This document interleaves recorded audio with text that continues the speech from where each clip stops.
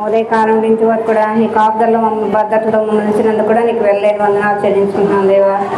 ప్రభా పాటలు పాడేటప్పుడు మీరు మాకు స్వరాలు అనుగ్రహించినందుకు నీకు వందనాలు ప్రభా. నీవు మహిమార్థంగా జీవించడానికి తండ్రి ఈ పాటలు కూడా ప్రభా నీకు మహిమార్థంగా ఉండటానికి కూడా సహాయం చేయండి.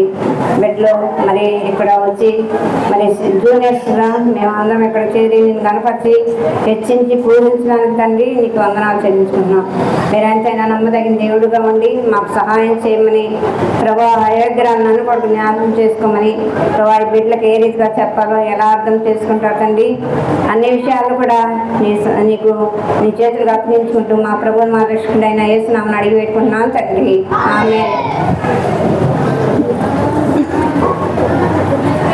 అందరికి ప్రైజ్ లార్డ్ పిల్లలు. మనం నిన్న ఏం నేర్చుకున్నాం? ఎవరి గురించి నేర్చుకున్నాం? మోషే. మనం ఎవరి గురించి నేర్చుకుంటున్నాం? రోజు మోషే గురించి నేర్చుకుంటున్నామా? మోషే ఫస్ట్ రోజు ఏంటి? ఎక్కడ పుట్టాడు, ఎక్కడ జన్మించాడు, వాళ్ళ తల్లిదండ్రుల పేరేంటి అని తెలుసుకున్నాం కదా. తెలుసుకున్నామా లేదా? వాళ్ళ తల్లి పేరేంటి? వాళ్ళ అన్నయ్య పేరేంటి? వాళ్ళ అక్క పేరేంటి? ఆయన ఎక్కడ జన్మించాడు? ఇశ్రాయేలీయుల వంశంలో జన్మించాడు అనమాట. అక్కడున్న రాజు పేరేంటి? ఫరో రాజు కదా. ఫరో రాజు మంచోడా చెడ్డోడా? ఎందుకంటే మరి ఇశ్రాయేలుని వెట్టి చాకరీ చేస్తున్నారు కాబట్టి ఫరో అంత మంచోడు కాదనమాట. కఠిన స్వభావం గలవాడు కదా. కఠిన స్వభావమేనా? తర్వాత ఇంకో రెండో పాఠం ఏం నేర్చుకున్నాం? మోషే పరిచర్య కదా. మోషే పరిచర్యనా నేర్చుకున్నాము లేదా? అక్కడ పొద ఉంది కదా, ఆ పొదలో కాలిపోతుంది. ఆ మంట వస్తుంది కానీ అది కాలిపోవట్లేదు కదా. కాలిపోతుందా లేదా? కాలిపోవట్లేదు. తర్వాత ఇంకొకటి ఏం నేర్చుకున్నాం? అక్క ఏం చెప్పారు మనకి? పస్కా బలి కదా. పస్కా అంటే ఏం చేయాలి? దేవునికి బలి అర్పించాలి కదా. యేసు ప్రభు కూడా మన కోసం ఏమయ్యాడు? బలిగా చేయబడ్డాడు అనమాట. ఆ సిలువలో మన కోసము ప్రాణాన్ని అర్పించిన వాడుగా ఉన్నాడు. మరి ఇన్ని రోజులు 3 రోజులు అయిపోయింది, 4 రోజులు అయిపోయింది. ఇది 5వ రోజేనా? అంటే 5 లెసన్లు. ఇది 5వ లెసనేనా? మనకి 5వ లెసనే కదా. మరి మీ అందరూ యేసు ప్రభువుని సొంత రక్షణగా అంగీకరించుకున్నారా లేదా? అంగీకరించుకోవాలి. ఎందుకంటే మనం ఎంతో ప్రయాసపడి ఉదయకాలం 9ంటికి వచ్చి కూర్చున్నాం కదా. ఇక్కడ మనం పాటలు పాడుకుంటాం. మరి అన్ని యాక్షన్ సాంగ్స్ నేర్చుకున్నామా లేదా? అన్నీ కూడా నేర్చుకున్నాము. తర్వాత మనం మరి ఇతర పిల్లల్లాగా మనం ఎక్కడన్నా బయట తిరుగుతున్నామా? ఎక్కడ తిరగట్లేదు కదా. చక్కగా దేవుని సన్నిధిలో మనం వచ్చి మనం ఉంటాం అనమాట. దేవుడు మనకిచ్చే మంచి ఆశీర్వాదం అనమాట. ఎవరికి లేని ధన్యత మనకిచ్చాడనమాట దేవుడు. అందుకని మనం కూడా యేసు ప్రభువుని నమ్ముకోవాలి. యేసయ్యని మన సొంత రక్షణగా అంగీకరించుకోవాలన్నమాట. మరి నిన్న ఇంకో లెసన్ నేర్చుకున్నారు. ఏం నేర్చుకున్నారు? ఎర్ర సముద్రము గాఢత కదా. నిన్న ఆంటీ చెప్పారా? అక్క చెప్పారా? నిన్న చెప్పారు కదా. చెప్పారా లేదా? తర్వాత ఈరోజు ఏం నేర్చుకున్నామంటే మరి మోషే అంత దేవుని సేవకుడు అయినప్పుడు కూడా మరి ఎంతో దేవునికి లోబడిగా వాడుకున్నప్పుడు కూడా మరి ఇశ్రాయేలు ప్రజలంట ఆయన్ని ఎంతో మరి సనుగులతో మరి ఉంటున్నారన్నమాట. సలిగి గొంగి మరి ఆయన్ని నిందలేసేవారుగా ఉంటున్నారు. ఏది లేకపోయినా కానీ మరి ఆయన్ని విసిగించేవారుగా ఉంటున్నారన్నమాట. ఆహారం లేదని విసిగిస్తున్నారంట, నీళ్లు లేవని విసిగిస్తున్నారంట. విసిగిస్తామంటే అయినా కానీ మోషే ఏం చేస్తున్నాడు? తను నమ్మకంగా ఉన్నాడు. మరి దేవుని దగ్గర ఏమి కూడా మనకు ఏదన్నా ఎవరైనా ఫ్రెండ్ ఏదైనా సరి కూర్చో అంటేనే మన కోపం వచ్చింది కదా. ఏంటి నువ్వేం చేస్తున్నావు నన్ను అని అంటాము. కానీ మోషే ఐగుప్తు నుండి నడిపించాడు. మరి అన్నీ కూడా నడిపించాడు అన్నమాట. ఐగుప్తు నుండి నడిపించాడు, తర్వాత ఎర్ర సముద్రంలో దాటించి ఇవన్నీ చేసినప్పుడు కూడా ప్రజలంట, మరి ఇశ్రాయేలు ప్రజలు దేవుని ప్రజలే మోషే మీద సనికి గుడిగేవారుగా ఉంటున్నారు అనమాట. అయినప్పుడు కూడా ఆయన ఏం చేస్తున్నాడు, దేవునికి మీ దేవుడే చూసుకుంటాడని ఉంటున్నాడు అనమాట. తర్వాత ఎట్లాగా వీళ్ళు ప్రయాణం చేసి వస్తూ ఉంటే మరి అక్కడున్న అరణ్యంలో బయలుదేరి వస్తున్నారు కదా వీళ్ళందరూ. ఎవరందరూ? ఇశ్రాయేలు ప్రజలు అరణ్యంలో ప్రయాణం చేసి వస్తున్నారు అనమాట. అక్కడ వాళ్ళకి ఏళ్ళు లేవంట, నీళ్లు అయిపోయాయంట. మంచి నీళ్ళు అయిపోయినాయంటే వాళ్ళకి. మంచినీళ్ళు ఎక్కడ చూసినా మంచినీళ్ళు, కొంచెం సేపు మనకు మంచినీళ్ళు వస్తే ఏమైపోతాం, మంచినీళ్ళు అంటాం కదా. వాళ్ళు చిన్న పిల్లలతో వస్తున్నారంట. సరే మంచి నీళ్ళు లేకపోతే అక్కడున్న ఒక మారా అనే ఊరికి వచ్చినప్పుడు అక్కడ మారా నీళ్ళు అంటే చేదైనవంట. అక్కడున్న ప్రజలందరూ అంట, మరి ఇశ్రాయేలు ప్రజలందరూ ఎంతో గొనుక్కుంటున్నారు అనమాట. ఏంటి, నీళ్లు చాలా చేదైపోయినాయి అని మోషే మీద గుణిగేవారుగా ఉంటున్నారు అనమాట. మోషే కూడా మరి ఏం మాట్లాడతల్లా, ఎంతో నెమ్మదిగా దేవుని దగ్గర ప్రార్థించేవాడుగా ఉంటున్నాడు అనమాట. ఏసయ్యా ఏంటి ఈ ప్రజలు ఇట్లా చేస్తున్నారని అంటున్నాను. అప్పుడు నేను దేవుడిని వెళ్ళి అడుగుతాను ఆగండి అని చెప్పినప్పుడు దేవుడు అంట మోషేకి చెప్తున్నాడు. ఏమనంటే, నువ్వు ఫలానా చెట్టు వెళ్ళి ఆ నీళ్ళల్లో వేయమని చెప్తాడు అనమాట. ఈ కొమ్మ తీసుకెళ్ళి ఆ నీళ్ళల్లో వేస్తే మారా నీళ్లు మధురంగా మారినాయి అనమాట. అప్పుడు అందరంట తృప్తిగా తాగి మళ్ళీ అరణ్యంలో ప్రయాణం చేస్తూ ఉన్నారన్నమాట. ప్రయాణం చేస్తూ ఉంటే తర్వాత మళ్ళీ ఇంకో చోట దేవుడు వాళ్ళకి ఆహారం ఇస్తానికి, మరి వాళ్ళకి ఆహారం లేదంట. వాళ్ళు మళ్ళీ ఏమంటున్నారంటే, ఇశ్రాయేలు ప్రజలు మాకు ఆహారం లేదు, మరి ఐగుప్తు దేశంలో ఉంటే మాకు మాంసం వచ్చింది, తిన్నంత తినేవాళ్ళము, తర్వాత మా ఇష్టానుసారంగా ఆ కొండల దగ్గర కూర్చొని అక్కడే కూర్చొని తినేవాళ్ళం అని గొనుక్కుంటా సనుక్కుంటా ఉన్నారంట. మళ్ళీ మోషే మీద మళ్ళీ మోషే వెళ్ళి దేవుని దగ్గర ప్రార్థిస్తున్నాడు అనమాట. వాళ్ళకి చెప్పాడంట, మీరు మరి దేవుని దగ్గర మొర పెట్టండి, దేవుడిని అడగనంటే కూడా దేవుడు మాట వినుకోకుండా మోషేనే నిందిస్తున్నారన్నమాట. మనం కూడా ఏం చేస్తాము, మరి దేవుని అడుకోమో ఏదైనా కావాలంటే అమ్మా నాన్నల మీద ఆధారపడతాం. మనం కూడా ఏం చేయాలంటే దేవుని నమ్మిన వారంగా, దేవుని ఎరిగిన బిడ్డలంగా మనం దేవుడు ఏది అడిగినా కానీ మనకి ఇచ్చే దేవుడుగా ప్రార్థన చేసుకోవాలి. మనం యేసయ్య మరి మా అమ్మ ఇది ఇవ్వడం లేదంటే వాడికి ప్రేరేపణ వచ్చింది, నా పిల్లోడు ఇది అడిగాడు, ఈ ఒకరోజు కాకపోయినా రెండో రోజైనా మనకు తెచ్చిచ్చే వారుగా ఉంటారన్నమాట. అట్లాగే మోషే కూడా చెప్తాడు, మీరు వెళ్ళి దేవుడిని అడగండి అని చెప్తాడు అనమాట. అడగండి అని చెప్తే వాళ్ళు మళ్ళా దేవుడిని అడుక్కోకుండా మోషేనే ఇష్టిస్తూ ఉంటారనమాట. అప్పుడు మోషే వెళ్ళి దేవుని దగ్గర మరి ప్రార్థిస్తాడు, అయ్యా ఏంటి వీళ్ళు ఇట్లాగా మరి నా మీద సణుగుతున్నారు గొణుగుతున్నారు, మరి ఆహారం లేదని వాళ్ళు ఇచ్చేస్తున్నారంటే వాళ్ళందరూ ఏం చేస్తున్నారు, మళ్ళీ సర్లే రేపు ఇయడానికి ఆహారాన్ని ఆకాశం నుండి పంపిస్తాను అని. ఎట్లా ఉంటుందంటే మంచు వలె తెల్లగా ఉంటుంది, తర్వాత అది ఆరిపోయిన తర్వాత కొత్తిమీర గింజల వలె ఉంటుందని చెప్తారన్నమాట.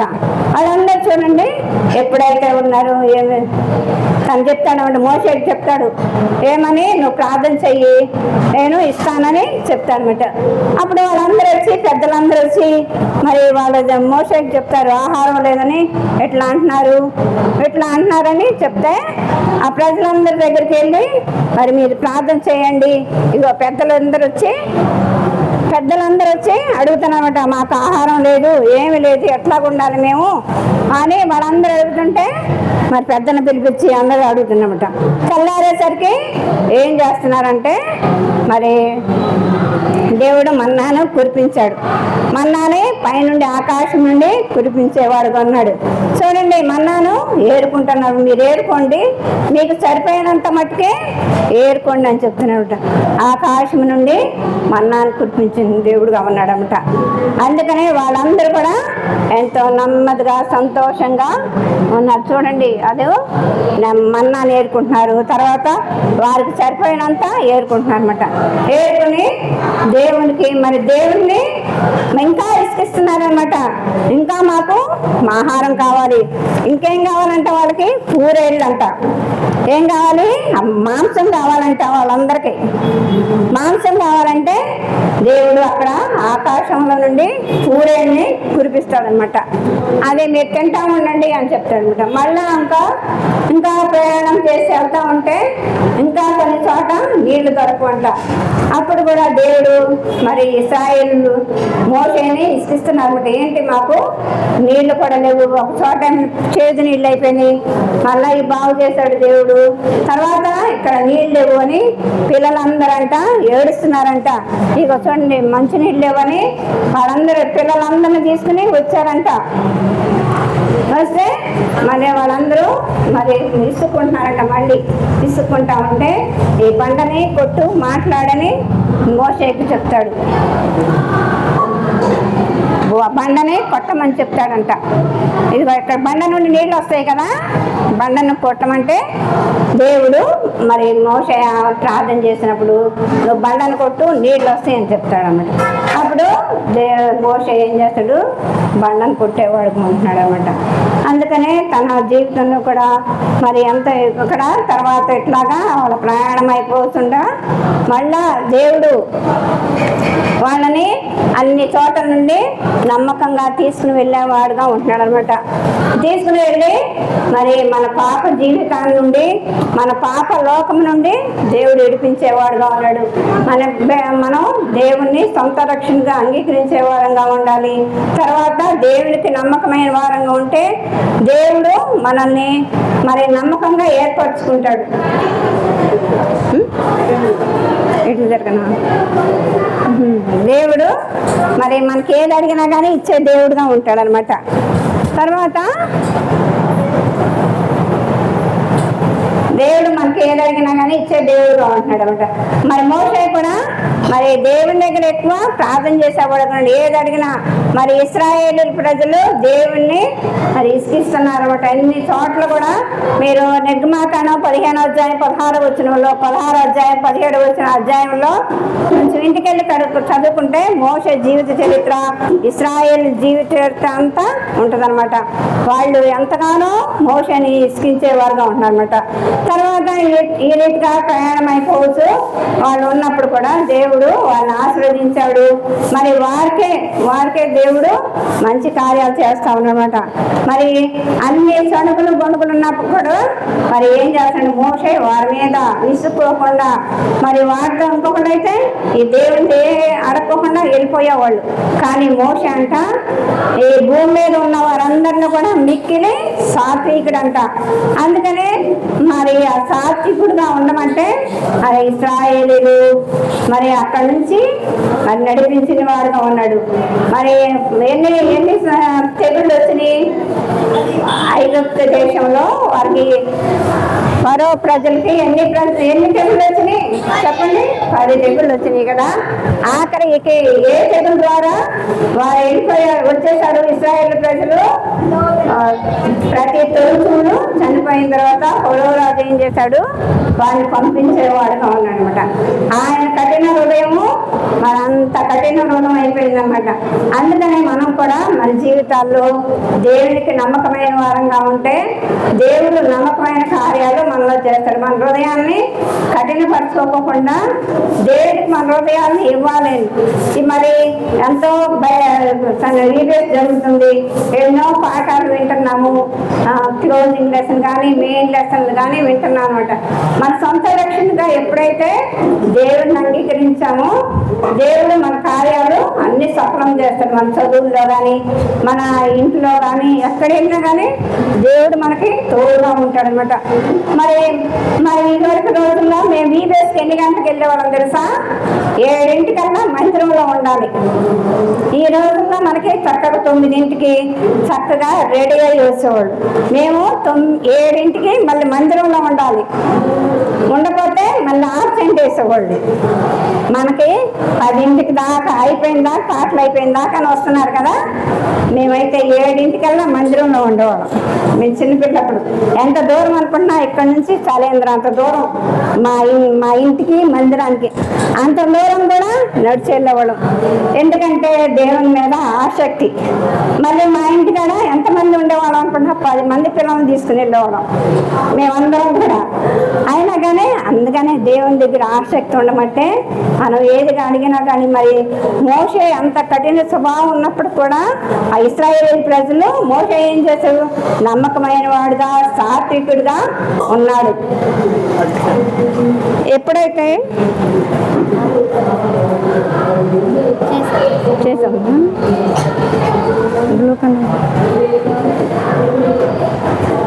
ఎప్పుడైతే మనం దేవునికి నమ్మకమైన వారంగా ఉంటామో, దేవుని దగ్గర మరి రక్షణ మారుమనసు పొందాలి.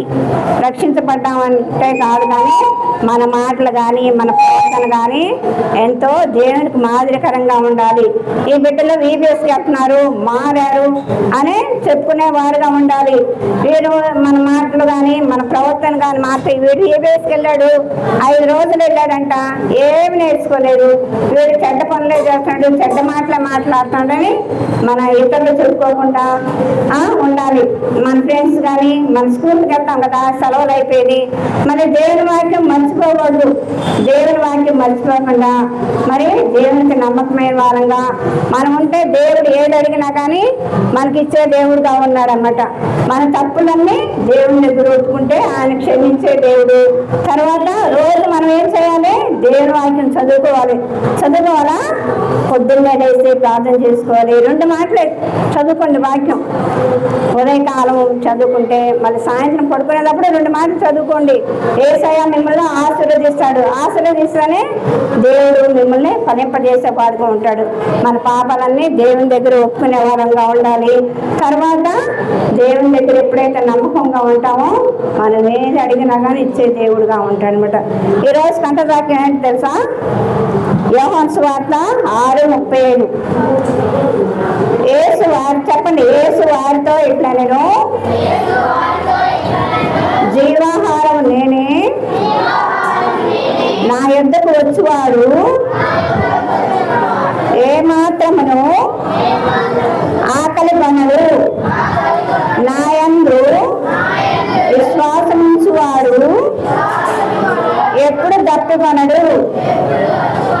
యోహాను సువార్త 6:35. రోజు గంట నేర్చుకుంటున్నారా? నేర్చుకోవాలి. మరి ప్రైజ్ ఇస్తారంట రాసిన వాళ్ళకి. మళ్ళీ జూనియర్స్ పిల్లలందరూ కూడా ఏమి ఇస్తారు? ప్రైజ్లు ఇస్తారు. జూనియర్స్కి సీనియర్స్కి ప్రైజ్లు ఇస్తారంట. మీ అందరు చక్కగా చదువుకోవాలి. తర్వాత ప్రార్థన చేసుకోవాలి. దేవుడు మరి ఇశ్రాయేలు ప్రజలు వాళ్ళ కఠిన స్వభావాన్ని మరి ఎంతో కఠినంగా ఉండేవాళ్ళు అనమాట. వాళ్ళ ఆహారం కోసం, నీళ్ళ కోసం ఎంతో కఠిన స్వభావంతో ఉన్నప్పుడు కూడా దేవుడు వాళ్ళని మార్చిన దేవుడుగా ఉన్నాడు. అట్లాగే మన జీవితాల్లో కూడా దేవుడు మారుస్తాడు. మనం ప్రార్థన చేసుకోవాలి. ఇతరుల కోసం కూడా ప్రార్థన చేయాలన్నమాట. మరోసారి నేను చెప్పిన కడదాకం యోహాను సువార్త 6:35. యేసు వారితో ఇట్లా, నేను జీవాహారం నేనే, నా యొద్దకు వచ్చువాడు ఏమాత్రమును ఆకలి కొనడు, నా యందు విశ్వాసముంచువాడు ఎప్పుడు దప్పికొనడు. ఇశ్రాయేలు ప్రజలు ఎప్పుడు చూడు ఆహారం కోసం, నీళ్ల కోసం వాళ్ళు బాధపడ్డారు. కానీ దేవుడు మమ్మల్ని ఎంత మరి చక్కగా నడిపించాడు. ఐగుప్తు దేశాన్ని మరి నడిపించాడని ఎప్పుడు కూడా వారు ప్రార్థన చేసుకున్నట్టు కూడా ఎక్కడ లేదు. ఎప్పుడు కూడా ఎవరు చేశారు? మోషే ప్రార్థన చేసేవాడుగా ఉన్నాడు. వాళ్ళు ఎప్పుడు కూడా చేసుకోలేదు. వాళ్ళు దేవుని మొరపెట్టలేదు. అందుకనే దేవుడు వారిని ఎప్పుడు కూడా తెగులతోనే చంపేవాడుగా ఉన్నాడు. తర్వాత మనం కూడా దేవుని దగ్గర నమ్మకమైన వారంగా ఉంటే దేవుడు ఏది అడిగినా కానీ ఇచ్చే దేవుడుగా ఉంటాడు. ప్రార్థన చేసుకుంటాం. లెసన్స్ రాసుకున్నాం. మనం లెసన్స్ క్లోజింగ్లో అవన్నీ ఉన్నాయి కదా, పెండింగ్లో అవన్నీ రాసుకున్నాను. ప్రార్థన చేసుకుందాం. మోకరించండి. 1 2 3. ప్రేమ గల మా తండ్రి, దయగలనైనా నీకు వందనాలు చెల్లించుకుంటున్నాను దేవా. మీరు ఎంతైనా నమ్మదగిన దేవుడుగా మీరు నాకున్నంత కూడా నీకు వందనాలు చెల్లించుకుంటున్నాను దేవా. మరి అయోగ్యరాన్ని కూడా జ్ఞాపకం చేసుకుని ప్రభా ఈ బిడ్డలకి ఏ రీతిగా మరి చెప్పాలో ప్రభా వారికి అర్థమైంది, మీరు అర్థమయ్యేలాగా వారికి టీచర్స్ ద్వారా వారికి వివరించండి ప్రభా. అయోగ్యరాన్ని ఏ మంచి లేని దాన్ని తండ్రి బాధ్యత నాకు ఇచ్చినందుకు కూడా నీకు వందనాలు చెల్లించుకుంటున్నాను ప్రభా. ఈ పిల్లలకైతే నేను ఎప్పుడు చెప్పలేదు కాదండి, మీరు మరి ఏదైనా తప్పులుంటే నన్ను దయచేసి క్షమించండి. మీరు ఎంత గొప్ప దేవుడుగా ఉండి ప్రభా ఈ బిడ్డలను కూడా మీరు మార్చుకోండి, మీ సొంత రక్షణకుని అంగీకరించే వారిగా సిద్ధపరచుకుంటండి ప్రభా. ఇక్కడ ఈ లోకంలో ఏది లేదు కాంతండి, ఆ పరలోక రాజ్యంలో మా బిడ్డలో మేమందరం కూడా ఉండడానికి కూడా సహాయం చేయమని మా ప్రభువును మా రక్షకుడైన యేసు నామమున అడిగి వేడుకుంటున్నాను తండ్రి.